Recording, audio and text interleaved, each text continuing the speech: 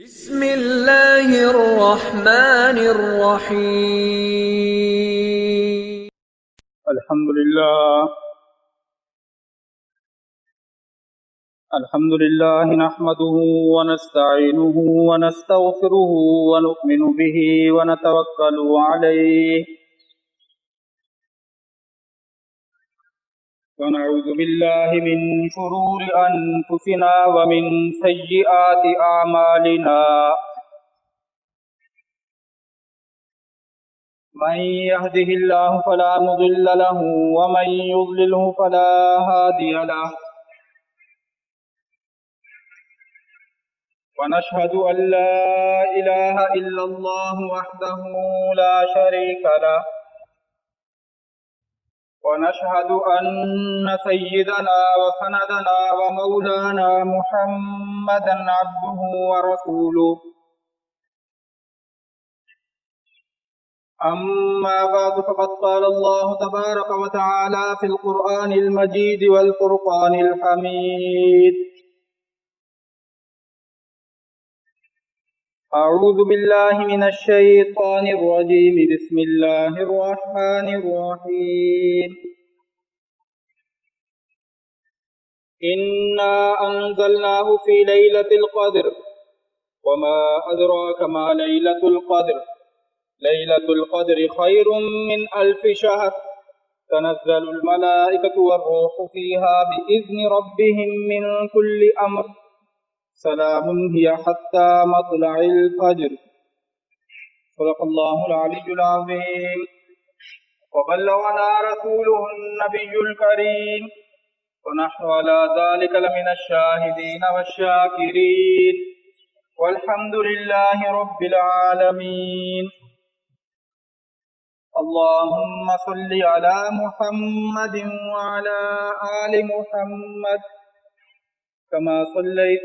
على إبراهيم وعلى آل إبراهيم إنك حميد مجيد اللهم بارك على محمد وعلى آل محمد كما باركت على إبراهيم وعلى آل إبراهيم إنك حميد مجيد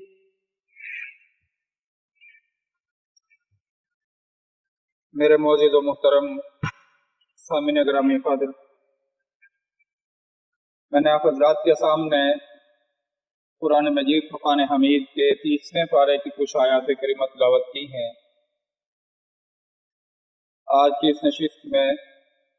انہی مبارک آیات کی روشنی میں چند ضرور گزارشات عرض کروں گا۔ اللہ رب العزت سے دعا ہے کہ صحیح بات بیان کرنے کی توفیق عطا فرمائے اور پھر ہم سب کو سمجھ کر اخلاص کے ساتھ عمل کرنے کی بھی توفیق عطا فرمائے۔ ارشاد باری تعالی ہے انا انزلناہ فی لیلۃ القدر، یقیناً ہم نے اس قرآن کو ایک ایسی رات میں نازل کیا جو اللہ کے نزدیک بہت زیادہ قدر و منزلت والی رات ہے، جس رات کی اللہ کے ہاں بہت زیادہ حیثیت اور بڑا مقام اور مرتبہ ہے۔ وما ادراک ما لیلۃ القدر، تمہیں کیا خبر ہے، تم کیا جانو کہ وہ قدر و منزلت والی رات کیا ہے اور اس کی فضیلت، حیثیت، مقام اور مرتبہ تمہیں کیا معلوم کہ کیا ہے۔ لیلۃ القدر خیر من 1000 شہر، اس رات کی فضیلت، مقام اور مرتبے سے متعلق صرف اتنا جان لو کہ اس ایک رات کی عبادت 1000 مہینوں کی عبادت پر فوقیت رکھتی ہے۔ اس ایک رات کا قیام 1000 مہینوں کے قیام پر فوقیت رکھتا ہے، اور اس ایک رات کا درجہ اور مقام اللہ کے نزدیک 1000 مہینوں کے درجے اور مقام سے بہتر ہے۔ تنزل الملائکۃ والروح فیہا بإذن ربہم من کل امر، اور اس رات اللہ کے حکم سے حضرت جبرائیل علیہ السلام کا نزول ہوتا ہے اللہ کی جانب سے احکامات لے کر، اللہ کی جانب سے مختلف حکم لے کر، مختلف ہدایات لے کر دنیا پر حضرت جبرائیل علیہ السلام کا نزول ہوتا ہے۔ سلام، اور وہ رات سراپا سلامتی والی رات ہے، سراسر سلامتی والی رات ہے۔ یہ حتی مطلع الفجر، اور اس رات کی وہ سلامتی اور وہ رحمتیں فجر کے طلوع ہونے تک قائم اور برقرار رہتی ہیں۔ جب تک فجر طلوع نہیں ہوتی، صبح کی سفیدی نمودار نہیں ہوتی، اس وقت تک اس کی سلامتی، رحمتیں، برکتیں بارش کی طرح جو ہیں وہ نازل ہوتی رہتی ہیں۔ یہ 30ویں پارے کی چند آیات کریمہ ہیں سورۃ القدر کی، جن کا لفظی ترجمہ آپ حضرات نے سماعت فرمایا۔ رمضان المبارک کے آخری عشرے کا آغاز ہو چکا ہے، اور حضور اکرم صلی اللہ علیہ وسلم نے اپنے ارشادات میں اس آخری عشرے کو ایک مسلمان اور مومن آدمی کے لیے جہنم کی آگ سے آزادی حاصل کرنے کا عشرہ قرار دیا۔ فرمایا کہ اس رمضان کے جو پہلے 10 دن ہیں، ان 10 دنوں میں اللہ کی طرف سے رحمتوں کی بارش ہوتی ہے۔ اس رمضان کا جو دوسرا عشرہ اور دوسرے 10 دن ہیں، اس میں اللہ کی طرف سے بخشش اور مغفرت کی بارش ہوتی ہے۔ اور فرمایا کہ اس کا جو آخری اور تیسرا عشرہ ہے، اس آخری اور تیسرے عشرے میں ایمان والوں کو اپنے اعمال، اپنی عبادات کی بدولت جہنم کی آگ سے آزادی حاصل کرنے کا ذریعہ اور اسباب جو ہیں وہ اس عشرے میں پیدا ہوتے ہیں۔ حضور اکرم صلی اللہ علیہ وسلم جہاں مسلمانوں کو ایک جانب ان اعمال کی تعلیم اور تلقین کرتے تھے جن اعمال کے ذریعے ایمان والا شخص جنت سے قریب ہوتا ہے اور جہنم سے دور ہوتا ہے، کثرت کے ساتھ آپ علیہ السلام نیک اعمال کی ترغیب دیتے تھے، اور اس نیک اعمال کے کرنے کا جو آخری مقصد بتاتے تھے، فرماتے تھے کہ اس کا آخری فائدہ، آخری ثمرہ اور آخری نتیجہ تمہیں یہ ملے گا کہ اس کی بدولت تمہیں جہنم سے آزادی حاصل ہوگی اور جنت میں تمہارا داخلہ ہوگا۔ ہم مسلمان جو نیک کام کرتے ہیں، اچھائی کے کام کرتے ہیں، خیر اور بھلائی کے کام کرتے ہیں، ان اچھائی، خیر اور بھلائی کے کام کرنے میں ہمارے کچھ اہداف اور مقاصد ہوتے ہیں، جن اہداف اور مقاصد کے لیے ہم وہ اچھائی کے کام کر رہے ہوتے ہیں۔ ایسے ہی نہیں کر رہے، دیکھا دیکھی میں نہیں کر رہے، ایک روٹین میں ورک نہیں کر رہے، بلکہ ایک ہدف ہے، ایک مقصد ہے ایک مومن آدمی کے سامنے، اور اس ہدف کو اور اس مقصد کو پانے کے لیے مومن آدمی جو ہے وہ اچھائی، خیر اور بھلائی کے کام کرتا ہے۔ لوگوں سے شاباش لینے کے لیے نہیں کرتا، محض داد سمیٹنے کے لیے نہیں کرتا، محض اپنی ناموری اور شہرت کے لیے نہیں کرتا، محض اپنے آپ کو لوگوں میں اچھا کہلوانے کے لیے نہیں کرتا۔ حضور اکرم صلی اللہ علیہ وسلم نے ارشاد فرمایا کہ جو آدمی نیکی کے کام محض دنیا کے لیے کرتا ہے، اس کی نیت، اس کا ارادہ صرف یہ ہوتا ہے کہ میں لوگوں میں اچھا بن جاؤں، میری اچھی شہرت ہو جائے، میری اچھی پہچان ہو جائے، اور اس کا مقصد صرف یہی ہوتا ہے۔ دیکھیں، نیکی کے کام کا لازمی اثر اور نتیجہ انسان کی زندگی میں یہی ہوتا ہے کہ اس کے اثرات اور فوائد اس کو پہنچتے ہیں، لیکن فرمایا کہ صرف تم مقصد یہ نہ بناؤ، تم صرف اس ہدف کے تحت نیکی کے کام نہ کرو کہ میں لوگوں میں صرف اچھا مشہور ہو جاؤں۔ فرمایا کہ جو اس غرض کے لیے صرف نیکی کا کام کرتے ہیں، قیامت کے دن جب انہیں اللہ کی بارگاہ میں پیش کیا جائے گا تو اللہ تعالیٰ فرمائیں گے کہ جس غرض اور مقصد کے لیے تم دنیا میں یہ کام کرتے رہے ہو وہ چیز تو تمہیں دنیا میں حاصل ہوگی، یہاں تمہارے لیے کچھ بھی نہیں۔ تم نے اس لیے جہاد کیا کہ لوگ تمہیں جرأت مند کہیں، تم نے اس لیے شہادت فرمایا کہ ایک شہید کو اللہ کی بارگاہ میں لایا جائے گا۔ شہید ہونا، اللہ کی بارگاہ میں اپنی جان نچھاور کرنا، اس سے بڑا کوئی عمل زندگی میں ہو سکتا ہے؟ اس سے بڑی کوئی عبادت اور ریاضت کوئی ہو سکتی ہے؟ تو اللہ کی بارگاہ میں لایا جائے گا، اللہ تعالیٰ فرمائیں گے کہ تم نے کیا کیا دنیا میں؟ وہ کہے گا یا اللہ میں نے جہاد کیا، اپنی جان تیری راہ میں قربان کی۔ اللہ تعالیٰ فرمائیں گے کہ تم نے تو اس لیے جہاد کیا تھا،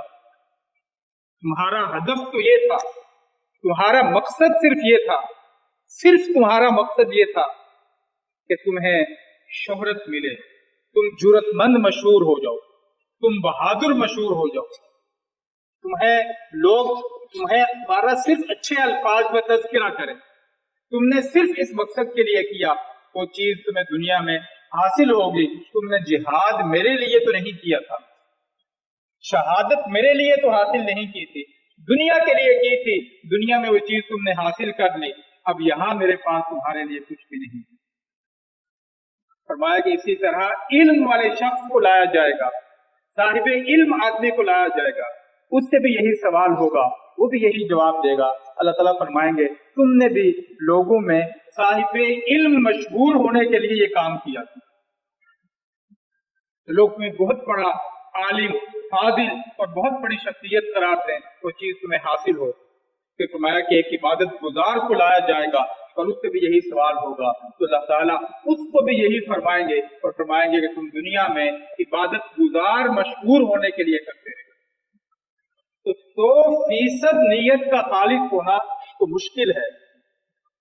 انسان کی نیت 100% خالص ہو، کچھ نہ کچھ اس نیت میں آمیزش اور ملاوٹ ضرور ہوتی ہے، لیکن 100% ہی انسان کی نیت خراب ہو تو پھر اس پر انسان کو کچھ ملنے والا ہے۔ 100% نیت انسان کی خالص نہیں ہو سکتی کہ محض صرف للہ فی اللہ انسان کرے، کچھ نہ کچھ انسان میں اس نیت کے اندر کچھ نہ کچھ آمیزش ہوتی ہے، کچھ نہ کچھ ملاوٹ ہوتی ہے، لیکن اللہ اس کا تناسب چیک کرتے ہیں کہ انسان اللہ کے لیے کتنا کر رہا ہے اور اپنی ناموری اور شہرت کے لیے کتنا کر رہا ہے، اور جس میں اپنی ناموری اور شہرت کا تناسب زیادہ ہو اور اللہ کی رضا کا تناسب کم ہو، انسان کا وہ عمل اللہ رد کر دیتا ہے، اور جس میں اللہ کی رضا کا تناسب زیادہ ہو اور باقی چیزوں کی آمیزش کم ہو، وہ عمل اللہ کی بارگاہ میں قبولیت پا جاتا ہے۔ تو اس لیے جو نیت کا معاملہ ہے یہ بڑی اہمیت کا حامل ہے، بڑا ضروری معاملہ ہے۔ تو آپ علیہ الصلوۃ والسلام ایمان والوں کو اس چیز کی تعلیم اور تلقین فرمایا کرتے تھے، ایمان والوں کو اس چیز کا حکم دیا کرتے تھے۔ ان اعمال کو میں یہ کر رہا تھا کہ ایک ایمان والا جو شخص ہے وہ دنیا میں جو اچھائی کے کام کرتا ہے، اس اچھائی کے کام کا ایک اس کا ہدف اور مقصد ہوتا ہے جس کے تحت وہ کر رہا ہوتا ہے، محض ناموری اور شہرت کے لیے نہیں کر رہا ہوتا، محض دنیا کو پانے کے لیے نہیں کر رہا ہوتا، محض ریاکاری کے لیے نہیں کر رہا ہوتا، محض نمود و نمائش کے لیے نہیں کر رہا ہوتا، محض دنیاوی فائدوں کے لیے نہیں کر رہا ہوتا، اس کے کرنے کا جو آخری مقصد ہوتا ہے وہ یہ کہ اس کے ذریعے مجھے اللہ اور اللہ کے رسول کی رضا اور خوشنودی حاصل ہو، اس کے ذریعے مجھے جنت میں داخلہ نصیب ہوگا، جہنم سے چھٹکارا نصیب ہوگا، اس کے ذریعے مجھے وہ رحمتیں اور برکتیں اللہ کی طرف سے ملیں گی جو اللہ نے نیک اعمال اور عبادات کرنے والوں کے لیے مقدر رکھی۔ تو اس ہدف کے تحت، اس ٹارگٹ کے تحت مسلمان آدمی، مومن آدمی اس دنیا کے اندر اچھائی کے کام کرتا ہے، خیر اور بھلائی کے کام کرتا ہے۔ یہ بہت ضروری چیز ہوتی ہے کہ انسان ہر وقت ہر عمل کو کرتے وقت اس چیز کا اپنی اس چیز کا جائزہ لیتا رہے کہ یہ میں کام کس غرض کے تحت کر رہا ہوں۔ اس چیز کا مسلسل جائزہ لیتے رہنا انسان کی نیت کے درست ہونے کے لیے ضروری اور لازمی ہے، نیت کی اصلاح کے لیے لازمی اور ضروری ہے۔ آپ علیہ الصلوۃ والسلام نے فرمایا کہ انسان کے سارے اعمال اس کی نیت ہی کے گرد گھومتے ہیں، اس کے دل کی کیفیت کے تحت گرد گھومتے ہیں کہ یہ عمل اچھا کر رہا ہے، اچھی نیت کے ساتھ کر رہا ہے، یہ بری نیت کے ساتھ کر رہا ہے، صحیح نیت کے ساتھ کر رہا ہے یا فاسد نیت کے ساتھ کر رہا ہے۔ بہت سارے نیک اعمال ہوتے ہیں لیکن نیت فاسد ہوتی ہے، تو اس فاسد نیت کی وجہ سے وہ اچھا عمل برا ہو جاتا ہے۔ ان نیتوں کے بڑے اثرات جو ہیں مرتب ہوتے ہیں، بڑے اعمال مرتب ہوتے ہیں۔ یہ جو نیت ہوتی ہے، ارادہ، ایک آیات میں لکھا ہے اسی علاقے کا بادشاہ تھا، جنگل میں شکار کے لیے گیا اور شکار کی تلاش میں راستہ گم کر بیٹھا، بہت دور نکل گیا۔ ایک جگہ دیکھا کہ ایک چھوٹی سی کٹیا ہے، چھوٹا سا گھر ہے، وہاں پہ گیا۔ اس نے مسافر سمجھ کر، وہاں رہنے والا جو تھا، اس نے مسافر سمجھ کر آرام کے لیے اس کو ٹھکانہ بادشاہ کو فراہم کیا۔ اس کو معلوم نہیں ہو سکا کہ یہ کون آدمی ہے، کون شخص ہے۔ اس نے آ کر اس کی خدمت کی، پانی پیش کیا، اور پھر بعد میں اپنے باغ کے لگے ہوئے خالص انار کا شربت اور جوس نکال کر لا کر بادشاہ کو پیش کیا۔ بادشاہ نے پیا، اسے بڑا لذیذ معلوم ہوا اور بڑا خالص معلوم ہوا، تو پوچھا اس سے کہ یہ کہاں سے لائے ہو؟ تو کہنے لگا کہ میرا باغ ہے اور اس باغ سے میں نے پھل توڑا، تمہارے لیے تیار کر کے لایا۔ بادشاہ کے ذہن میں یہ خیال اور سوچ آئی کہ میری رعایا میں ایسے ایسے علاقے بھی ہیں جہاں پہ اس طرح کی پیداوار اور پھل پیدا ہوتے ہیں جن کی جانب میری توجہ نہیں ہے۔ میں جاؤں گا اور آرڈر جاری کروں گا ان علاقوں پہ ٹیکس عائد کر دیں، تاکہ یہ لوگ اتنا پھل حاصل کر رہے ہیں تو ان سے ٹیکس مل جائے۔ اس کو کہا کہ مجھے تھوڑا اور لا کے پیش کرو۔ اس نے لا کے اور پیش کیا تو اس کا کچھ ذائقہ جو ہے وہ پہلے سے مختلف تھا۔ بادشاہ نے کہا کہ یہ جو پہلے میں نے پیا ہے وہ بڑا خوش ذائقہ تھا، اس کا ذائقہ بڑا اچھا اور لذیذ تھا، یہ اب اس میں، اس نے کہا پتہ نہیں سمجھ نہیں آتی، نہ صرف ذائقہ تبدیل ہوا ہے بلکہ جو پھل کا رس ہے اس کے اندر بھی کافی کمی آ گئی۔ اس نے کہا چلو تیسری مرتبہ جا کر اور لے کر آؤ۔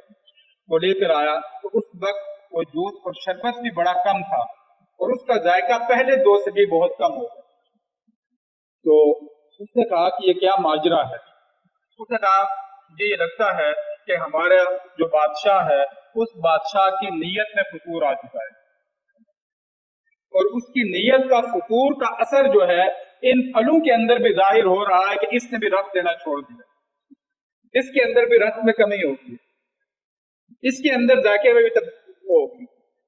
تو بعد میں بادشاہ نے اس کو حقیقت حال بتایا کہ جب میں نے پہلا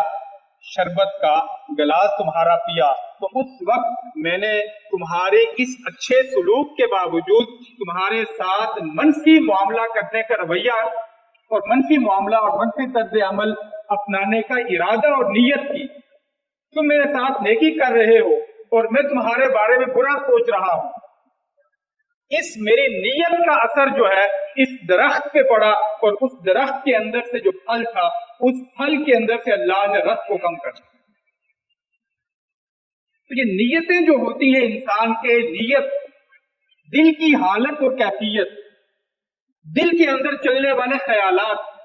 ان کے اس طرح کے اثرات جو ہے انسان کی زندگی میں انسان کے معاملات پہ، انسان کے رشتوں پہ، ناتوں پہ، جو رشتہ داریاں ہوتی ہیں، تعلقات ہوتے ہیں، دوستیاں ہوتی ہیں، ایک دوسرے کے ساتھ معاملات ہوتے ہیں، اپنے کاروبار ہوتے ہیں، تجارتیں ہوتی ہیں، اور بہت طرح کے ان کے اوپر اس طرح کے اثرات جو ہیں انسان کی نیت اور ارادے کے اور دل کی حالت اور کیفیت کے پڑتے ہیں، جن کا ہم اندازہ نہیں کرتے، جن کی سنگینی کا اور حساسیت کا ہمیں علم نہیں ہوتا۔ تو غرض یہ کر رہا تھا کہ مومن آدمی جتنے بھی نیکی کے اعمال کرتا ہے تو اس کا بالآخر ایک مقصد ہوتا ہے، ایک آخری نیت اور ارادہ ہوتا ہے، اور ایک آخری ٹارگٹ اور ہدف ہوتا ہے جس کے حصول کے لیے وہ نیکی کا کام کر رہا ہو، محض لوگوں کی خوشنودی کے لیے نہیں کر رہا ہوتا، محض دنیا کے لیے نہیں کر رہا ہوتا، بلکہ اللہ کی رضا کو پانے کے لیے، اللہ کی خوشنودی کو پانے کے لیے، جنت کو پانے کے لیے، جہنم سے دوری اختیار کرنے کے لیے۔ تو نبی علیہ الصلوۃ والسلام جہاں مسلمانوں کو اعمال کی ترغیب دیتے تھے کہ یہ کام کرو، یہ نیکی کا عمل کرو، یہ بھلائی کرو، یہ اچھائی کرو، وہاں اسی کے ساتھ ساتھ یہ بھی بتاتے تھے یہ کام تم اس لیے کرو کہ اس کے ذریعے تم جنت میں جاؤ، یہ اچھائی کا عمل تم اس لیے کرو کہ اس کے ذریعے اللہ تمہیں جنت میں لے جائیں گے، اور اس برائی سے تم اس لیے بچو کہ اس کے ذریعے تم جہنم سے دوری اختیار کرو، جہنم سے بچاؤ۔ تو آپ علیہ الصلوۃ والسلام نے فرمایا کہ یہ جو رمضان المبارک کا آخری عشرہ ہے، اس آخری عشرے میں اللہ نے ایسے اعمال، ایسی عبادات، ایسی ریاستیں، ایسی لیلۃ القدر جیسی رات رکھی ہے، ایسے اعتکاف جیسا عمل رکھا ہے جس کے ذریعے انسان اللہ کی قربت کو حاصل کر کے اپنے آپ کو جہنم کی آگ سے آزادی حاصل کرتا ہے۔ ام المومنین حضرت عائشہ رضی اللہ تعالی عنہا نے آپ علیہ الصلوۃ والسلام سے پوچھا کہ اللہ کے رسول، اگر مجھے یہ رات مل جائے تو میں اللہ سے کیا دعا کروں، اللہ سے کیا مانگوں؟ اگر مجھے قطعی اور یقینی طور پر اس چیز کا علم ہو جائے کہ یہ رات لیلۃ القدر کی رات ہے، جس کے بارے میں کہا گیا کہ رمضان المبارک کے آخری عشرے کی طاق راتوں میں اس کو تلاش کرو، تو اگر مجھے یہ علم ہو جائے تو میں کیا دعا کروں؟ تو آپ علیہ الصلوۃ والسلام نے فرمایا کہ تم اللہ کی بارگاہ میں یہ دعا کرو، اللہم انک عفو کریم تحب العفو فاعف عنا، اے اللہ تو معاف کرنے والی کریم ذات ہے، معاف اور بخشنے والی کریم ذات ہے، تحب العفو، اور تو معافی کو پسند کرتا ہے، فاعف عنا، ہمیں بھی معاف فرمائے، ہمیں یہ بخش دے۔ فرمایا کہ یہ دعا تم مانگو۔ اس لیے اس رات کو تلاش کرنا، اس میں قیام کرنا، یاد کرنا اللہ کو، اور ان دعاؤں کو کثرت کے ساتھ مانگنا، کثرت کے ساتھ یہ دعا ہمیشہ اپنی زبان پہ جاری رکھنا، اس کے ذریعے انشاءاللہ العزیز وہ تمام رحمتیں اور برکتیں ایک مسلمان آدمی کو حاصل ہو جاتی ہیں جو اللہ نے ان راتوں میں، ان دنوں میں رکھی ہیں۔ اللہ تعالیٰ ہمیں سمجھنے کی، عمل کرنے کی توفیق عطا فرمائے۔ وما علینا الا البلاغ۔